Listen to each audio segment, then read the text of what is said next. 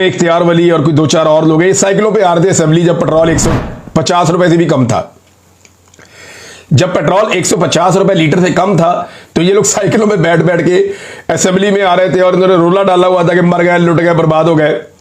और आज जनाब पेट्रोल जो है वो 250 का है और ये लोग लैंड क्रूजरों में आ रहे हैं, गाड़ियों में आ रहे हैं, प्रोटोकॉल्स इंजॉय कर रहे हैं। ये इनकी हालत है।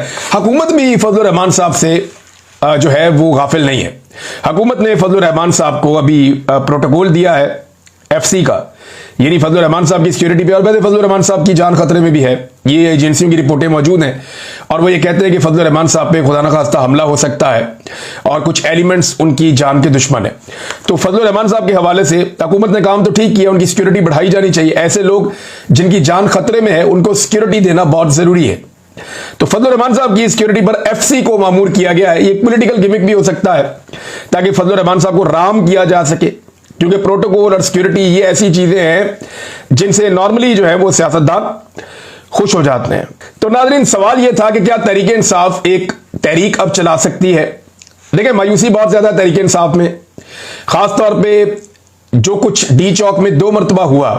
एक मरतबा कारकुनों को छोड़ के उनका लीडर जो उस वक्त मैदान में था वो चला गया, दूसरी मरतबा गोलियां लग रही थी कारकुनों को, फिर छोड़कर चला गया। तो कारकुनों में बहुत मायूसी है।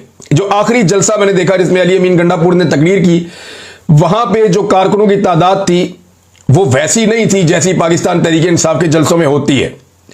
यानी वो जलसा ठीक था, तगड़ा था, नॉर्मल पॉलिटिकल पार्टीज के जैसे जलसे होते हैं वैसा था।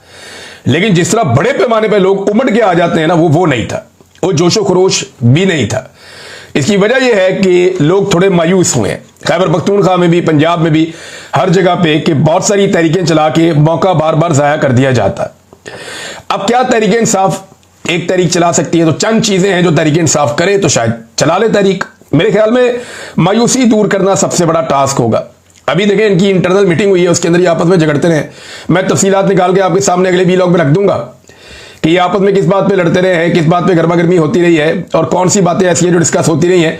पार्टी के अंदर इख्तलाफात पैदा हो चुके हैं और ये कोई ढकी छुपी बात नहीं है।